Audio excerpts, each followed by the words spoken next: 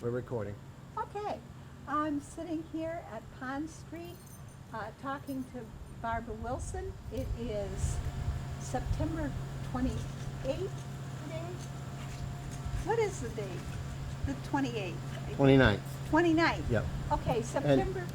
Barbara, if you could sort of like look this way when you're talking. Thank you. Okay. Okay, it's September 29th. Barry Swartzel is taping us. I'm talking to Barbara Wilson about the Tannery fire.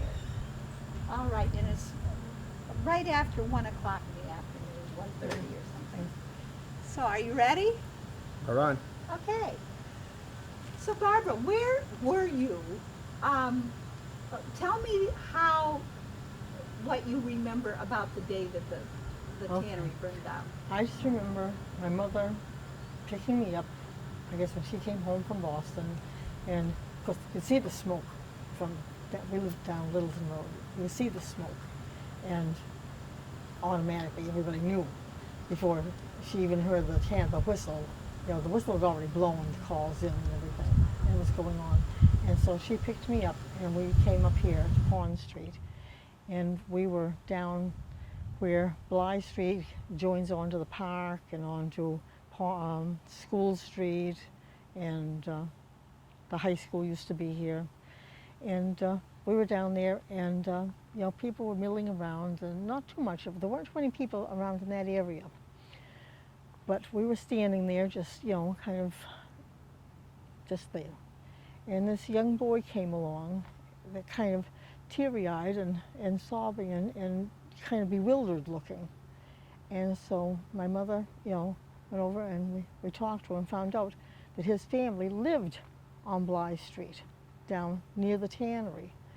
And that when the fire broke out, everybody was to get out of the house. And I don't know he didn't know where his other family members were. Whether he had been home alone or whether the mother and father had been at work, I don't know. But he did not know where his family members were. How old was he? I would say he was probably 8 to 10 in my recollection. Could have been younger, could have been older. But he told us his name, and I'm pretty sure his last name was Yeager. Okay. And so right away, I knew there was a boy in school named Charlie Yeager. I'm not sure if he was a year ahead of me in school or a year behind, but I recognized the name Charlie Yeager. Mm-hmm. And so, told my mother, oh, I can't. Anyway, my mother, kind of tried to put her arm around him and console him, that his family would be all right, that, things were going to be okay, that the families would all be getting together when things got under control. Mm-hmm. And we just stayed there with him and just consoled him for a while. And finally, I don't know how long we were there, just, waiting and just passing time. There weren't a lot of people around. But finally, one of his brothers or someone in the family came along and found him. And so they took him to the rest of the family. Wow. So that's as much as I can tell you. And yes, yes. What do you remember seeing when you were at the scene? What made the most impression on you? This young boy, I just felt so heartbroken for him, not knowing the tannery was just from here to the parking lot, probably from his house, and he was so bewildered and so, bewildered and didn't know what to do, and he was so concerned about his family, and, my heart just went out to him. We just wanted to cuddle him and reassure him that everything would be all right. Yeah. That's about it. Yeah, wow. So, can you physically describe what you were seeing down there? What was there to see? Not much, except the smoke in the sky. Was it hot? Yeah. Could you smell it? No, could smell it, yeah. The smells, because it was, of course, all the chemicals they used for tanning the hides, the leather hides, that's what they did. Yes. And, the smell was in the air, and just the smoke. And you'd hear the fire engines, and you could just, in the distance, we couldn't see anything from where we were. But, you knew there was a lot of commotion going on down there. So moving forward, how old were you at the time? Let's see, I would have been 15, 16. Okay.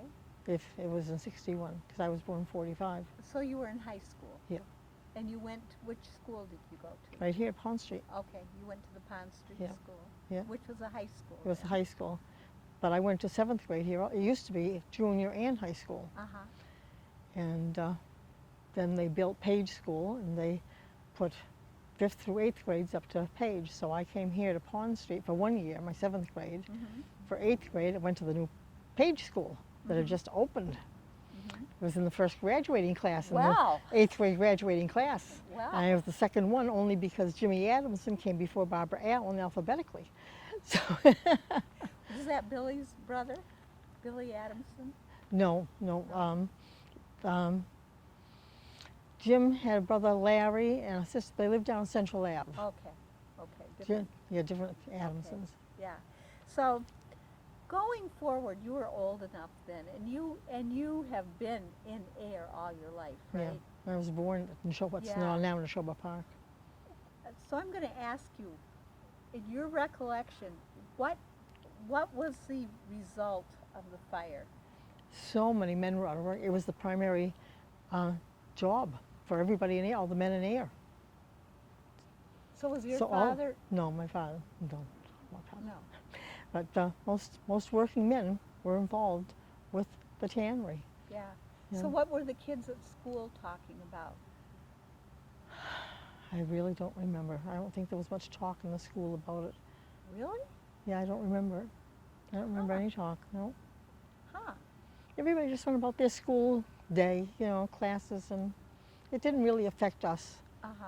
Well, how did the families get along without a paycheck? I have no idea. You'd have to talk to, John Olsky and his family. His father, I'm sure, worked there. Yes. And he did. I was looking in the residence book. I don't see any Jaegers in air. I think they had a few boys, but John Olsky might be able to tell you. And I can't remember some of the other names that I outlined on there that their families worked Okay.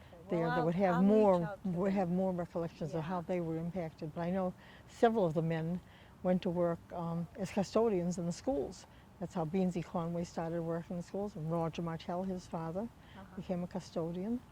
And So a lot of people changed their careers at that point. That yes, was a yes, career. yeah, that was the end of it. There was no way of rebuilding or ever working there Right. again. Hey, Jay, Yes. and just hold, I'm gonna move the camera so I can get more of Okay. her face. You know what? It would be I- helpful if I sat over here so No, she's no. It's looking all right, at no, me. I'm just gonna move this. Okay. Oops.